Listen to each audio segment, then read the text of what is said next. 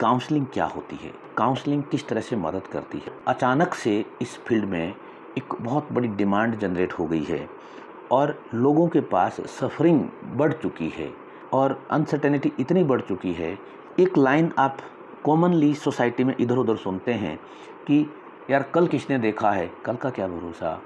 जी हाँ, नमस्कार, मैं doctor Praveen Mohil, NLP practitioner और स्टडी वेलनेस एक्सपर्ट रूबरू हूँ आपसे एक वीडियो को लेके, और जिसका नाम है कि काउंसलिंग इन एनएलपी। गूगल में जो आंसर है वो मैंने लिया है सही। Counselling is a collaborative efforts, यानी कि एक कोलैबोरेशन है, एफर्ट एक प्रयास है बिटवीन काउंसलर एंड क्लाइंट, यानी कि यहाँ पे दोनों का होना ज़रूरी है, सिखाने वाले का और सीखने वाले का। कई बार हमारे पास इस तरह के मैटर आते हैं कि घर वाले ले आते हैं कि साहब हमारे बच्चे की काउंसलिंग कर दीजिए, या फिर कई बार ऐसा भी बच्चे ले आते हैं कि हमारे बुजुर्ग पेरेंट हैं, ये मानते नहीं हैं, बट वो ये कहते हैं कि बेटा हमें कोई दिक्कत ही नहीं है, ये ज़बरदस्ती हमारे पीछे पड़े हैं कि आप काउंसलिंग ले लो। इवन बच्चे, स्टूडेंट कहते हैं अंकल कि हमारे पापा का तो ऐसा ही है, अंकल प्लीज़ मुझे कोई प्रॉब्लम नहीं है और मुझे जो करना है वो मुझे पता है, और उसके पेरेंट कह रहे हैं कि हमारा बच्चा बहुत कंफ्यूज है। तो ऐसी चीज़ें भी हमारे सामने आती थी। अगर आपसे मैं पूछूं कि 1+1 कितना होता है, आप कहेंगे 2। एनएलपी में तो गलत है ये। तो सिंपल समझो कि ये 1 हो गया और इसके पास में ये 1 और खड़ा कर दिया, तब ये इसकी वैल्यू आ गई 11। ये तो है काउंसलिंग लेने वाला, और इसके पास ये काउंसलिंग लेने वाला और ये काउंसलिंग देने वाला, तब इनकी वैल्यू 11 हो गई। यानी कि लक्ष्यों को आइडेंटिफाई करने के लिए काउंसलिंग का बहुत बड़ा रोल है। ये सेल्फ एस्टीम का बहुत बड़ा मुद्दा अभी बना हुआ है, एंड कि मानसिक रूप से स्वस्थ होना एक बहुत बड़ी चीज़ हो रही है। काउंसिल हमेशा एक पर्टिकुलर टॉपिक पे होती है, पर्टिकुलर प्रॉब्लम पे होती है। काउंसलिंग वर्ड है, ये देखिए क्या कह रहा है कि professional advice and help given to people with problems, यानी कि जो लोग किसी प्रॉब्लम में हैं उनको ही काउंसलिंग हो सकती है।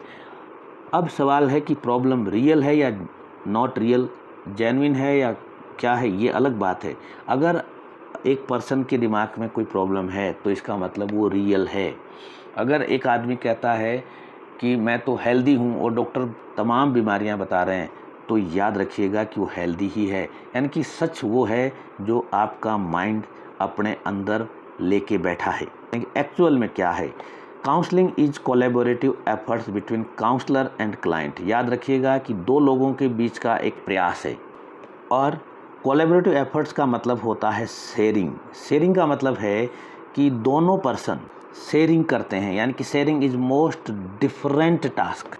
डियर फ्रेंड, अभी पिछले 10 सालों में जो चेंजेज आ रहे हैं उसमें सबसे बड़ी प्रॉब्लम ये आ रही है कि हमने शेयरिंग को ही बंद कर दिया है। हम किसी से ज़बरदस्ती उगलवाना चाहते हैं, और ज़बरदस्ती में अगला आदमी सच नहीं बोलता। ज़बरदस्ती में वो इतना ही बोलेगा कि जितना उसकी रेंज है, जितना उसको डर है, और जैसे वो डर हटा वो रेंज 0 हुई और वो फिर कुछ नहीं बोलेगा, अपोजिट वे भी जा सकता है। यानी कि हमारे पास ऐसे लोग नहीं हैं जिनसे हम खुल के बात कर सकें, ऐसे लोग नहीं हैं जिनको हम खुल के सुना सकें, और ऐसे लोग नहीं हैं जो हमारी सुन सकें, ऐसे लोग नहीं हैं जो हम पे विश्वास करके पूरा अपना दिल का मटका खाली कर सके। भले उस मटके में अमृत हो या उस मटके में जहर हो या उस मटके में पानी हो, कुछ भी हो, वो उड़ेल सके। तो यहाँ पर जो काउंसलर जो है, काउंसलर के पास एक ख़ास बात होती है, यानी कि काउंसलर हम लोग पूरी तरह से ट्रेंड होते हैं। तो हमें अगर 0.1% भी सुराग मिल जाता है तो सामने वाले पर्सन की शेयरिंग स्टार्ट हो जाती है। तो काउंसलर अलग है माँ बाप से। Different task, not difficult task. I am saying different, बहुत अलग चीज़ है, बहुत यूनिक चीज़ है, जिसको आप और हम आम आदमी समझता है। फ़ोन पे बात कर रहा है, सोशल मीडिया पे बात कर रहा है, ऑफिस में बात कर रहा है, बहुत लोग नमस्कार करते हैं। दैट्स नॉट शेयरिंग प्लीज़, ये शेयरिंग नहीं है। शेयरिंग कुछ और है जिसकी मैं आगे बात करूँगा। कि ट्रस्ट, और ट्रस्ट, इतना ट्रस्ट कि catharsis to active listening, feeling और अंडरस्टैंडिंग, यानी कि आप अपना सारा उड़ेल दें कि आपके मन में जो भी बम्बार्डमेंट है, जो भी डाउट्स हैं, जो भी एंगर हैं, जो कुछ है आपने निकाल दिया और आपका माइंड साफ हो गया, पीसफुल हो गया। इसको बोलते हैं कैथारसिस। अब सवाल ये है कि साहब यहाँ पे होता कैसे है? होता क्या है कि हमारे व्यक्ति के माइंड में डीप डाउन यानी कि दिल की गहराइयों में या माइंड की गहराइयों में या मन की गहराइयों में कुछ ऐसी चीज़ें पड़ी हुई हैं, कुछ ऐसी चीज़ें पड़ी हुई हैं। ये चीज़ें क्या हैं, ध्यान से देखिएगा। कुछ ऐसी चीज़ें हैं, कुछ विजुअल्स पड़े हैं, कुछ तस्वीरें हैं, कोई इंसान का चेहरा है वो पड़ा हुआ है। वो असल हो सकता है या नकल हो सकता है, यानी कि वो अच्छे के लिए हो सकता है या बुरा हो सकता है, इसकी मैं बात अभी नहीं कर रहा हूँ। कुछ आवाज़ें हैं जो रुला देती हैं, जो रात को नींद से जगा देती हैं। कुछ बुरी आवाज़ें हैं, यहाँ पे हमारे पास जो भी केसेज आते हैं वो निगेटिव के ही केसेज आते हैं, सफरिंग वहीं होती है।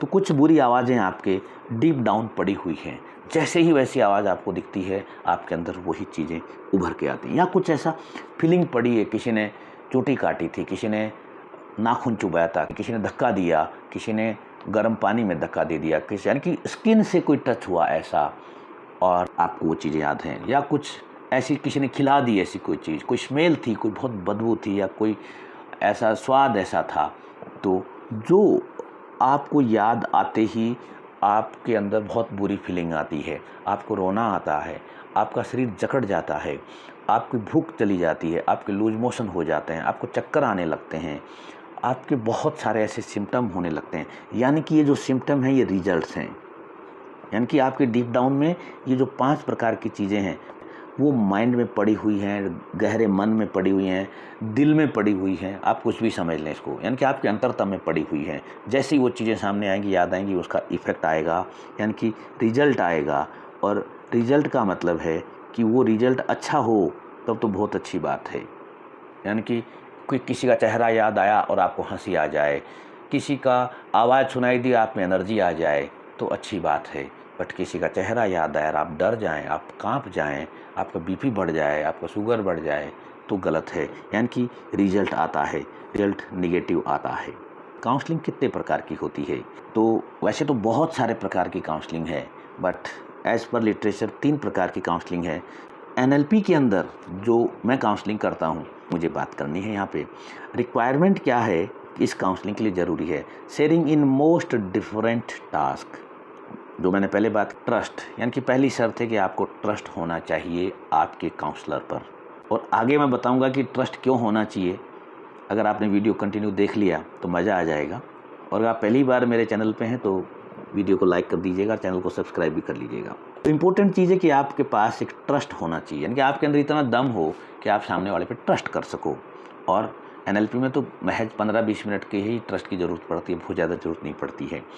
ट्रस्ट कर सको और अंदर भरा पड़ा है उसको हम बाहर निकाल सकें, उसको हम बाहर निकाल सकें, ये रिक्वायरमेंट है। ये सिर्फ माइंड में होना चाहिए। अब with self in any form, यानी कि खुद से खुद का, याद रखिएगा मैं एनएलपी का आदमी हूँ, हम ऐसे नहीं करेंगे आप किसी को बताना है। With self in any form, यानी कि आप लिख के एक कागज़ पे लिख के और फाड़ के फेंक दें तो आपका कैथारसिस हो जाएगा। या फिर किसी को बोल दें, ऑडियो रिकॉर्ड करके आप उसको डिलीट कर दें। ये रिसेंटली हमने 2 स्टूडेंट पे एक्सपेरिमेंट किया और बहुत सक्सेसफुल हुआ। या फिर आप कुछ ड्राइंग बना लें और उसको डिस्ट्रॉय कर दें, और यानी कि आप एलिजिबल हैं अपने अंदर डीप डाउन को बाहर निकालने के लिए, यहाँ ये मतलब है। और तीसरी चीज़ है कि आप खुद से ऑनेस्ट हैं। दुनिया के लिए आप कुछ भी होंगे, बट आप अपने आप से ईमानदार हैं, अपने आप को, आपको अपने आप से प्यार है, आप ज़िंदगी जीना चाहते हैं। ये 3 चीज़ें हैं। मैकेनिज़्म क्या है आप ध्यान से सुनिएगा। अगर आप बैठे हैं तो आप बैकबोन स्ट्रेट कर लें, अगर आप लेटे हैं तो गुजारिश कि आप बैठ जाएं प्लीज़, या बंद कर दें, क्योंकि लेटे लेटे सुनेंगे कोई फ़ायदा नहीं मिलेगा। चलिए तो करते हैं सबसे पहले कि counselling at the rate of NLP, यानी कि एनएलपी की काउंसलिंग किस तरह होती है, क्या मैकेनिज़्म है। सबसे पहली बात कि हम काम किस पे करेंगे कि आपके डीप डाउन, यानी कि हृदय की अंतरतम में, दिल की गहराइयों में जो कुछ पड़ा हुआ है आपके माइंड में, आपके दिल में, उसको हम बिलीफ कहते हैं। एनएलपी में वो वर्ड आता है, बिलीफ आता है। जो अंदर पड़ा हुआ है वो आपके रिजल्ट पैदा कर रहा है। वो हो सकता है आपको डायबिटिक बना रहा हो या फिर आपको कुछ और कर रहा हो, आपके रिजल्ट पैदा कर रहा है। ये चीज़ समझने की ज़रूरत है पहली। अब स्टेप 1 में आपके जो चाहते हैं ना वो होना चाहिए, एनालिसिस ऑफ आउटकम, यानी कि आप क्या चाहते हैं। इसका मतलब समझो कि मैं बीमार नहीं होना चाहता तो ये निगेटिव आउटकम है। मैं स्वस्थ रहना चाहता हूँ, ये पॉजिटिव आउटकम है। मैं फेल नहीं होना चाहता, ये नेगेटिव आउटकम है, मैं पास होना चाहता हूँ, ये पॉजिटिव आउटकम है। तो यहाँ पे पहली शर्त है कि आपके पास आउटकम है वो पॉजिटिव होना चाहिए। यहाँ घबराने की बात नहीं है, जैसे आप किसी NLP प्रैक्टिशनर से मिलेंगे वो आपका पहला चेंज यही करेंगे और बड़ा अच्छा लगेगा आपको। सेकंड स्टेप है कि आइडेंटिफिकेशन ऑफ माइंडसेट, यानी कि ये हम लोगों का काम है, काउंसलर का काम है, वो आपके माइंडसेट का पता लगाएंगे। माइंडसेट 2 प्रकार के माइंडसेट होते हैं, एक पॉजिटिव होता है, एक नेगेटिव होता है। हर जगह आपको 2 कैटेगरी मिलेगी। तीसरा जो मोस्ट इम्पोर्टेंट काम है कि changes in deep down mindset. अब क्या होगा कि काउंसलर आपसे बातों ही बातों में ये आपके जो डीप डाउन जो पड़े हैं उस माइंडसेट को चेंज करेंगे। कि एक आदमी कहता है कि मेरा बच्चा फेल नहीं हो, उसको सिर्फ इतना कहना है कि मेरा बच्चा पास हो जाए, मेरा बच्चा पास हो जाए, मेरा बच्चा पास हो जाए, दैट्स ऑल, इतनी सी चीज़ है। और जैसे ही इतनी चीज़ होती है तो एन्जॉय रिजल्ट, फिर आपके वो रिजल्ट आने शुरू हो जाएंगे जो आप चाहते हैं। यानी कि आपका जो पहला जो पॉइंट है, आपका जो पॉजिटिव आउटकम है वो आना शुरू हो जाता है। तो बेनिफिट जो हैं वो क्या हैं, अब आप ध्यान से सुनिएगा। पहली चीज़ कि 100% प्राइवेसी रहती है आपकी NLP काउंसलिंग में। यानी कि आपके साथ क्या घटना हुई है, आपके साथ कोई एब्यूज़ हुआ है, मिसहैपनिंग हुई है और आपका कुछ ऐसा मैटर प्राइवेट है, तो NLP काउंसलर को आपका मैटर नहीं चाहिए, आपकी स्टोरी नहीं चाहिए कि मेरे साथ ऐसा हुआ। NLP काउंसलर सिर्फ इतना चाहिए कि आपको अभी उससे सफरिंग क्या है। सपोज का कि आपके साथ कोई मिसहैपनिंग हुई और अभी आपका उससे सरदर्द रहने लग गया, माइग्रेन रहने लगा, आपको सिर्फ इतना कहना है कि सर मेरे माइग्रेन रहता है, या जो भी आपके काउंसलर हैं, सर या मैडम, कि मेरे माइग्रेन है। या आपको कुछ बुखार रहने लग गया, तो आपको जो सिम्टम है, जो एक आम जन भाषा में, क्योंकि ये तो आपने और किसी को भी बता ही देंगे कि मेरा सर दर्द कर रहा है, बिल्कुल उतना ही है ये। तो पहली चीज़ तो कि ये 100% आपको प्राइवेसी मिलती है। दूसरी बात NLP में कि आपको कोई भी केमिकल ट्रीटमेंट नहीं दिया जाता, कोई, यानी कि कोई मेडिसिन नहीं दी जाएगी आपको, बिल्कुल मेडिसिन फ्री है।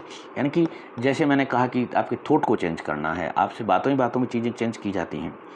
और बड़ी बात आपके लिए, आप यकीन हो या ना हो, no waiting period to observe impact. यानी कि आप जिस पॉजिटिव आउटकम को लेकर प्रॉब्लम में हैं वो आपका ऑन स्पॉट स्टार्ट हो जाएगा। मैं रिपीट करूं कि आप जो प्रॉब्लम लेके आए हैं उस प्रॉब्लम का सॉल्यूशन ऑन स्पॉट अगले 10 से 15 मिनट में शुरू हो जाए, क्योंकि यहाँ पे सबसे बड़ा रोल है वो हमारे जो बॉडी सिस्टम है उसके अकॉर्डिंग ये चीज़ें होती हैं। अगला फ़ायदा कि साहब कोई परहेज़ नहीं है, कोई परहेज़ नहीं है, आप ये खाइए, ये मत खाइए, वहाँ जाइए, यहाँ मत, कोई परहेज़ है ही नहीं। तो फिर है मज़ेदार चीज़। और एक और चीज़ कि easy and very short techniques, यानी कि आपको छोटी छोटी होमवर्क दिया जाएगा। यानी कि कितना, 15 सेकंड का, 20 सेकंड का, 30 सेकंड का, 60 सेकंड, हाईएस्ट 60 सेकंड का।